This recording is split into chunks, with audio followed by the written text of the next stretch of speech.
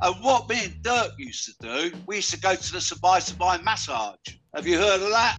No, go on, tell us. And I met an English guy there, running out of money. So I done all his bar up for him. I helped him run it for 10 years. I was in the office one afternoon down there, and there were children being instantly adopted by Thais that lost their families in the tsunami. Yeah, it was a real tough period of my life, that was. And I'm going to let you into another secret, Pete. I'm dying of cancer. What? What's the story, folks? Pete here from Thairish Times. I hope you're doing well wherever you are. So today we're gonna meet Louis, who spent over 30 years living in Thailand.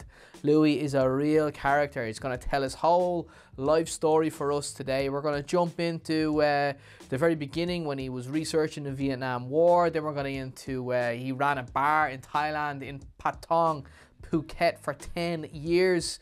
Then we're going to get into the relationships he's had with Thai women and the hilarious people he's met along the way in Thailand. There's so much other things we're going to get into as well in this interview.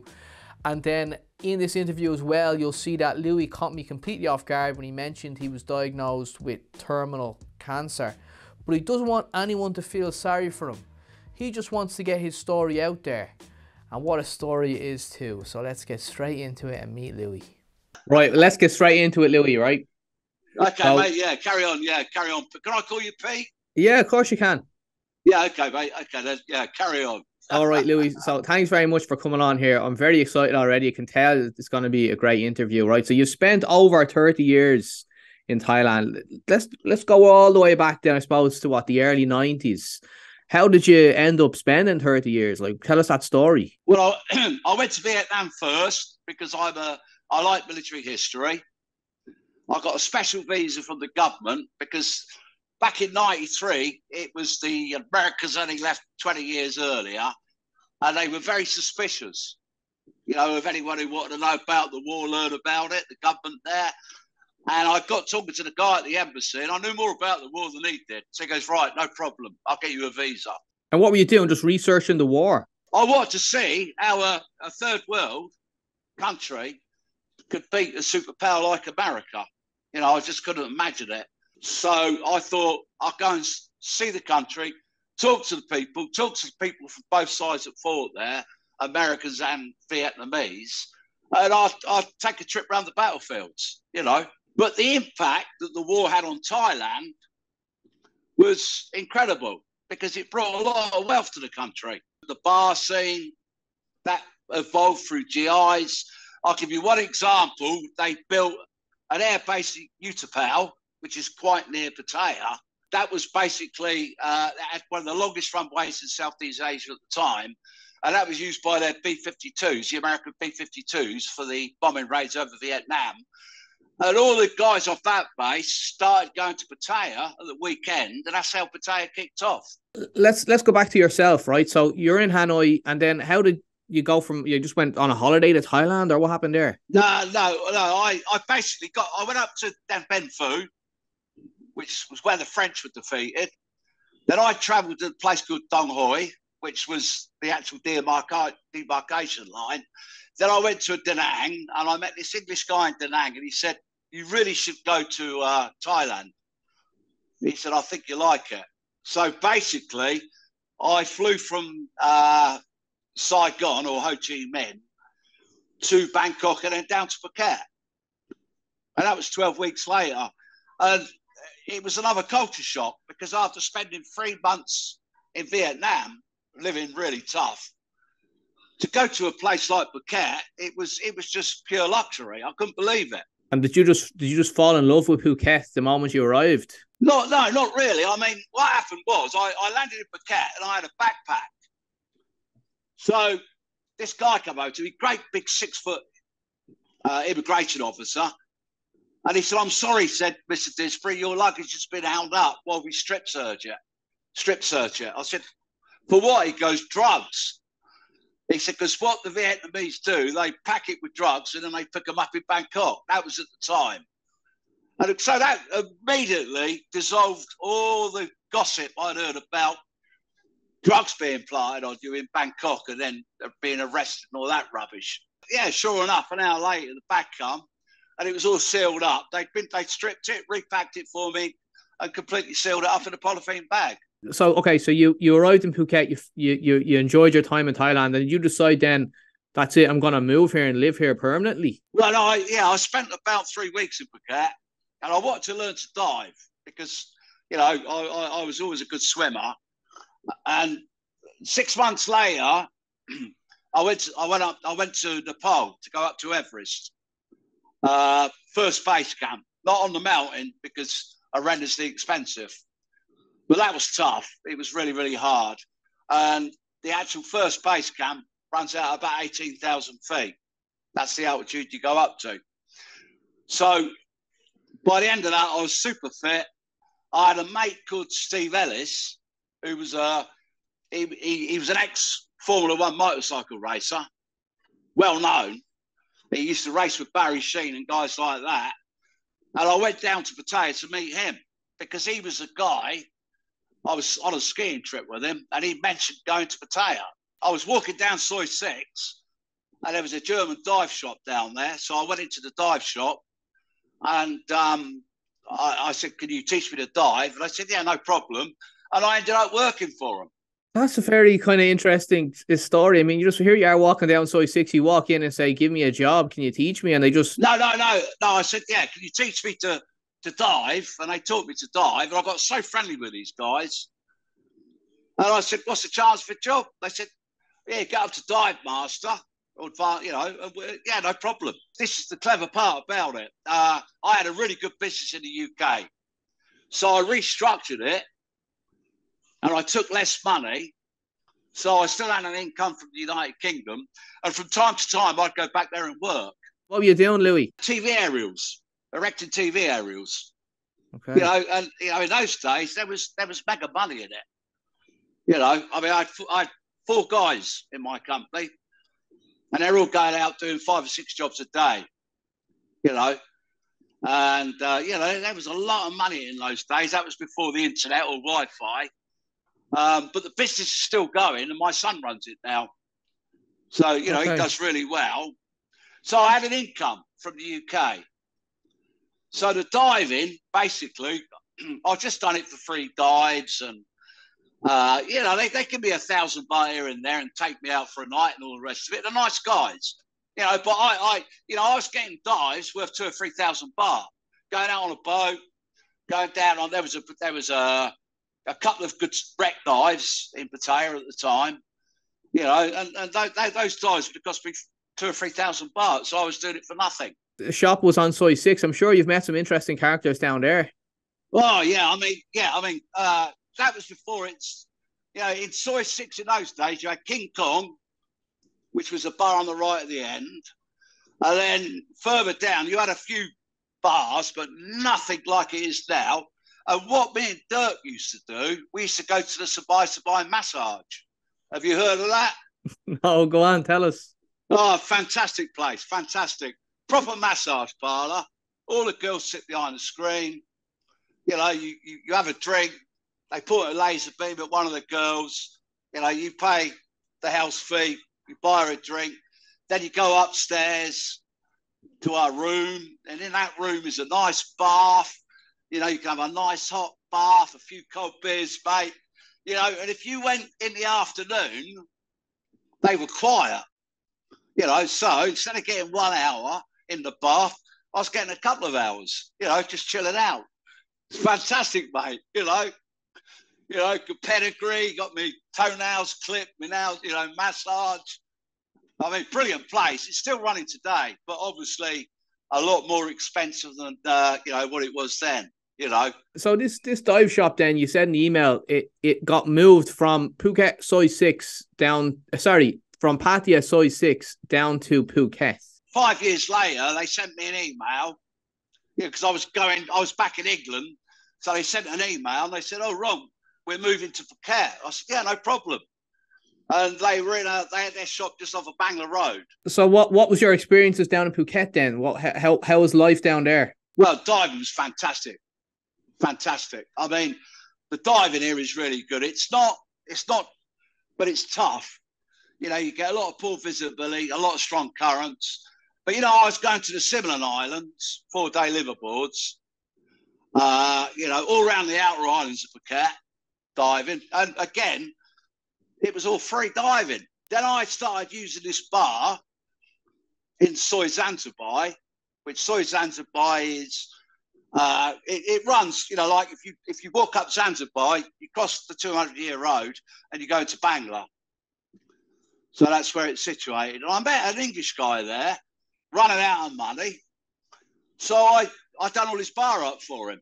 You know, I put sound system in it, flat TVs, all that sort of stuff. And I helped him run it for 10 years. And wow, man, that was good. That was cool. Because we never had any girls working in the bar. We had freelancers coming in. Yeah, in the email you sent to me, you said you learned a lot about the working girls, freelancers, from the bar. Yeah, tell us, what did you learn? Well, they're just trying to make a living, mate, like me and you. There's no secret to it. You know, all they want to do is they want to make money. They want to send it back to their families. Most of them have children. They want their children better educated than they were themselves. And, you know, there's no secret to any of it.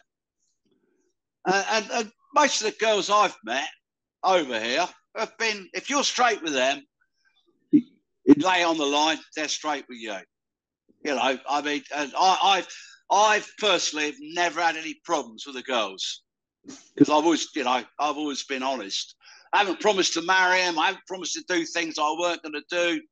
You know, I mean, if I tell a girl I'm going to do something, it gets done. Simple. You know. And a lot of the girls in our bar were going down to Singapore at the time. You know, so they were basically going down to Singapore, working there for a month, and then coming back to Phuket. And they were making serious money. Was it a 10-year run, yeah? A 10-year run, sorry? 10-year run in the bar. Yeah, that was brilliant. But Patrick died, unfortunately, as people do. Yeah, that's really why I give it up. You know, but the bar, it was oh, man, it was brilliant. That was a brilliant place. You know, we had the girls. There was no lady drinks, no bar fines. So that got the guys in straight away. You know, and of course, you know, you get to know people. And I mean, in them days, I mean, basically, we never shut till 5 or 6 in the morning. You know, there was no curfew. You know, and we never had to pay the cops because the cops used to come in as well. So everything was cool, you know. It was really cool, you know. Let's talk about life on Phuket. So where on the island are you living? Now I live in Patong, which is absolutely, it's so beautiful. It's an old, the Chinese come in here in the 1800s to mine tin.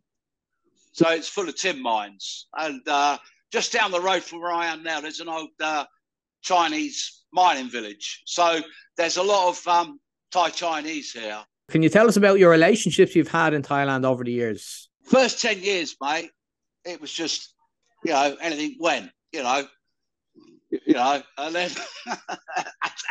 as it does, I've had Rot 10 years, and I had another one called Seoul 5 years, and I had another one up in Bangkok called Tao 5 years. Both my girlfriends, I got them a place, you know, a small place, you know, but there's no problem in that for me because 5 years together, no divorce, none of that crap that you get in England to go through. So, you know, it works out cheap. The reason why I bought Rot a house is because she's 20 years younger than me. You know, so, you know, I want to make sure she's all right when I kick the bucket. You know, because I've had a fantastic 10 years with her. And I get on really well with our son. Our son's like my son. I get on really well with the family. I get on great with the mother. Is she from Phuket originally? She's from Patong. She's a rice farmer. So I've done quite a bit of work on our farm. You know, I've got the water, I've got an irrigation system fitted. You know, I've got a guy in to drill a borehole 30 metres down, installed a pump, a filtration plant. So they've got plenty of water now. They don't have to worry about water anymore. You know, and obviously she gets a monthly allowance that supports the family as well, which, you know, that's all part of the deal. I've got no problems with that at all because she looks after me. And if I had to pay someone in the UK to look after me, what would that cost? What do you think are the mistakes that foreigners make with Thai women? Basically, if you're going to get involved with a Thai woman, it's like getting involved in any other woman. don't play away. And if you're going to play away, make sure they don't find out about it. And don't do it in your own soil, and don't do it down the local bar, and never tell your friends you're doing it, because your friends will go home and tell their wives, and their wives will phone up your girlfriend. I had a mate in the bar, and his wife, she got his mobile phone. He was an oil worker. He worked on rigs, 28 days on, 28 days off. So she went through his phone one day. That was before you could lock them. It was just a normal phone. She went through his diary of friends, and there was about 15 girls on there. So she rang them all up and said, "It's Dave's birthday tomorrow. Can you come?" So she gave them the address of the house. So these 15 girls turned up. Dave come along about 2 hours later, and they were all in the room together. That is a true story. That is a good true story. God. Oh my God! But when he got there, his wife had gone. She'd packed. She'd gone. You know, I had a friend, Dave Cardis, and he died a couple of years ago. Dave was a lovely guy, and he had a wife. He lived in Songla. He was down in Songla in the south, and he divorced his wife, and he never paid her any money.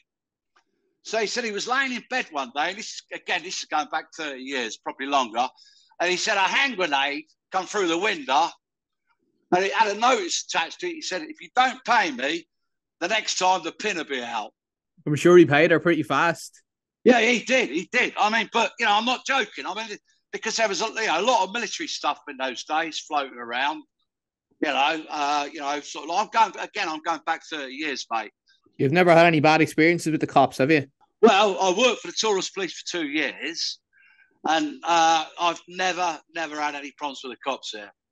What was that like, working for the tourist police? Brilliant, fantastic. I was asked, basically, when the tsunami hit Phuket, I basically flew in from England. I had to wait 10 days to get a flight here, because I want to see how many of my friends were still around in the dive industry, because I was diving then. I was working. And basically, I got to Phuket. Phuket was okay. It weren't too bad, because the army had done a lot. And it was pretty near running as normal, apart from the damage, from the wave. So I decided to go down to Khao Lak. And I spent 3 weeks down there. And I used to take food, stuff like tampons, toothpaste, because in the camps, the people down there were well looked after. They had rice, eggs, stuff like that, plenty of food, good medical care. But it was the little things that they never had, especially the women. They never had sanitary towels and stuff like that. And they never had toothpaste. So I had a truck, I'd just load it up. Every time I went down there, I'd load the truck up and then drive it down, drop it off at one of the camps.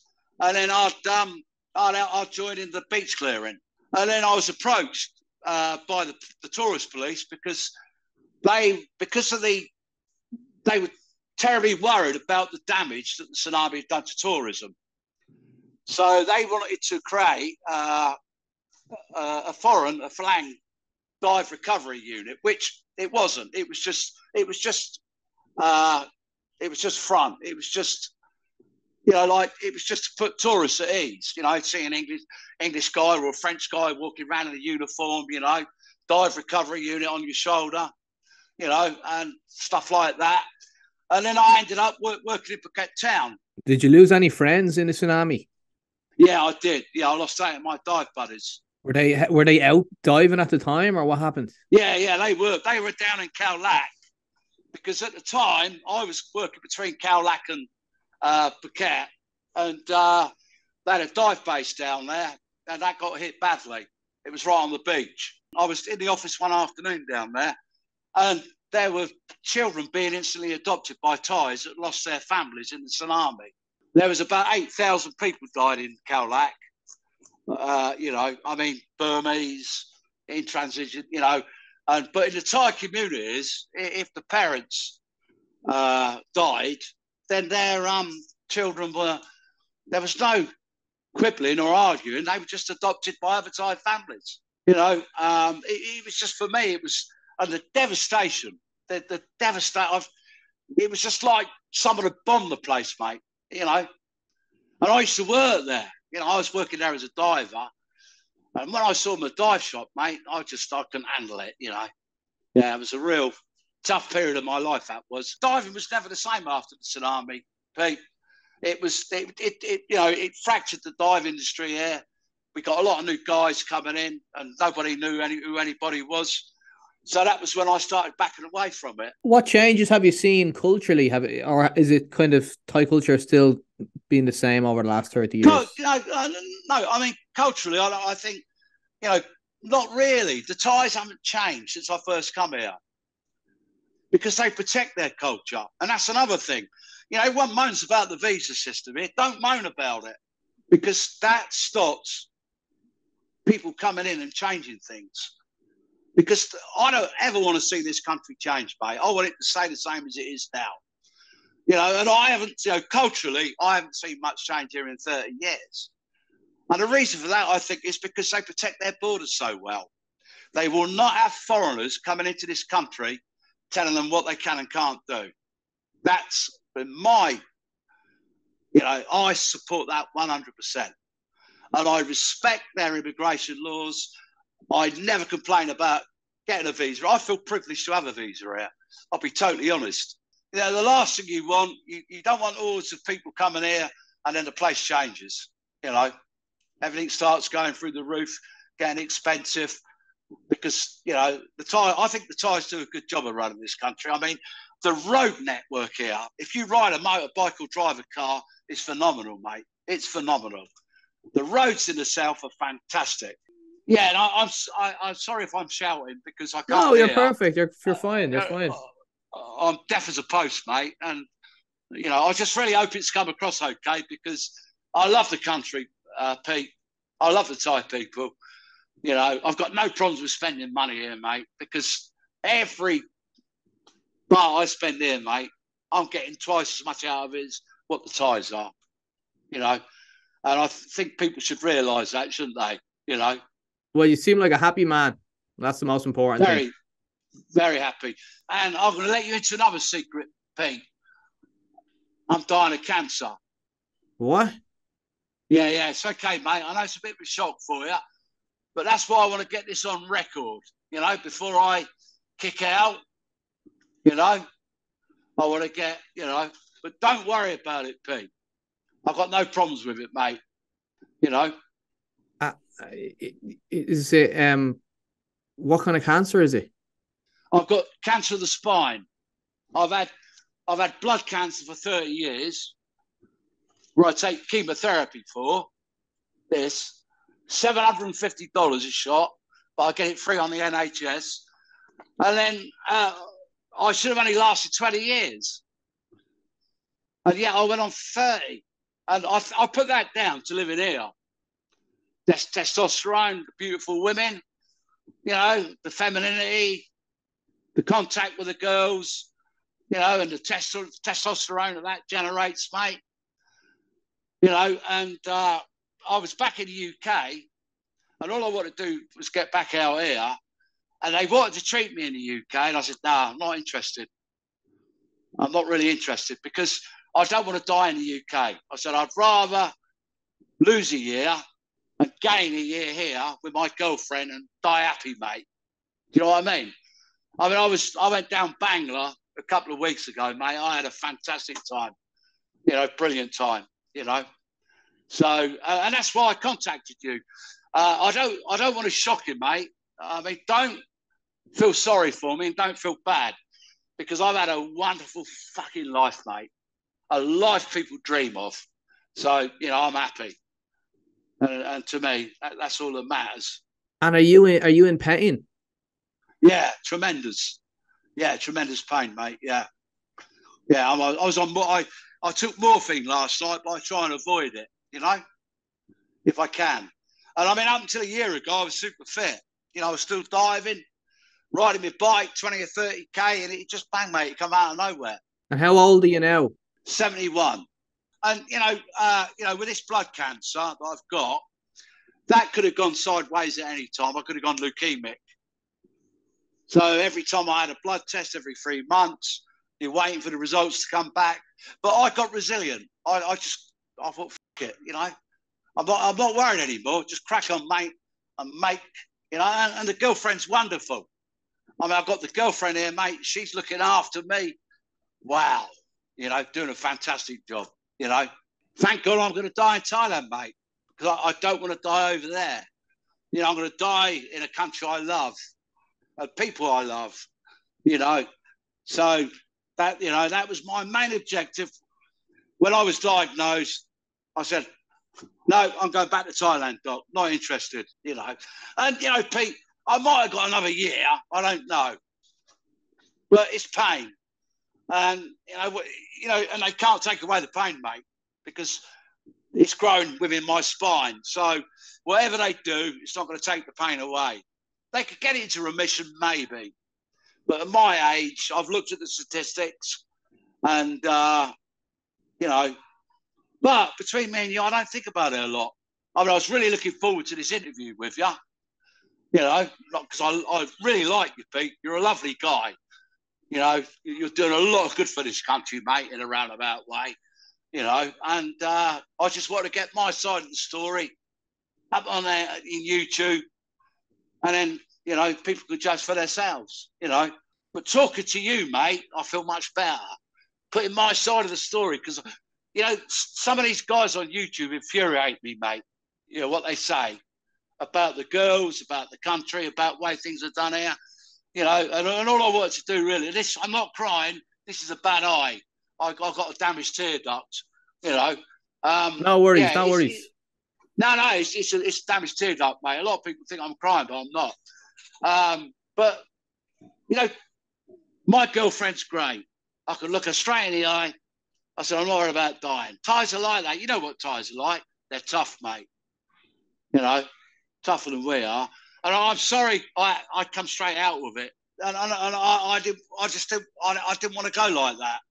I'd rather just, you know, run the course, mate. You know. And then if it does get too much, morphine cocktail, mate. You know, just dying to sleep. I had a really bad night last night. You know, really, really bad. I'm back pain, mate. It's the worst, you know. And I used to ride bikes. I mean, I went back to England last July, and I was going to come back here in November last year. Vietnam, Laos, China. That was my plans. And I can't even ride my motorbikes now, mate. I could just about walk to the toilet and sit down on the loo, you know. I've got two things going on here. I've got the cancer and I've lost my mobility and independence. So that, you know, it's I'm all right, but I'm sure there's a lot of people that I'm getting out of it, you know. And I wouldn't blame them, you know, because I've had a great life, mate. Fantastic life. Why suffer for nothing? Because you're not going to get better. Nothing's going to get better, Pete. It's only going to get worse. You know, that not yet, Pete. I ain't going to do anything like that just yet. But I've been told by the doctors how bad this is going to get. And they said to me, you know, if I was back in England, they said palliative care, which means they're going to put you to sleep. They get you into hospital, mate, and all they do is they just very slowly increase the dose of morphine until you just bang, mate, you're gone. I'm a humanitarian, mate. You know, I love people, Pete. You know, very much. Like, well, I can tell you're definitely a people person. I say you've done well just by just your personality alone. I say it's gotten you very far in life. You've done me a lot of good, Pete, having this chat. Believe me, I will sleep bloody good tonight knowing that this is going to come out. Because I don't know how I come across. I'll probably get a bit of flack. I ain't worried about that. I don't care. But don't worry about it, Louis, because everybody, I get flack. You get flack. Yeah, anyone that's going to talk in public like this is going to get flack. Well, Louis, let's leave it there. What I want you to do is send me an email, right? Think a couple of stories, anything else you want to share, and let's do it again. Yeah, okay, mate. Yeah. All right. I'll talk to you soon. Send me an email pretty quick. We'll have a chat over email, yeah? Yeah, okay, thank you very much. High wife for you, mate. Yeah. I've got to be careful because I've never been a bad person here. You know, I've never been one of those guys that just goes in and grabs a girl, takes her out of the bar. I make friends with girls, but I used to play around, you know. I don't play around anymore. But, you know, I used to make friends with them, you know, because, you know, a lot of those girls that come into Patrick's bar, I ended up in bed with, you know, because, you know, they never miss a chance for a couple of $1,000, mate, these girls, do they? You know? You know? Best of luck, and we'll chat soon, all right? All right, Pete, and you, mate. Take care. Take care. Bye-bye. Cheers, mate.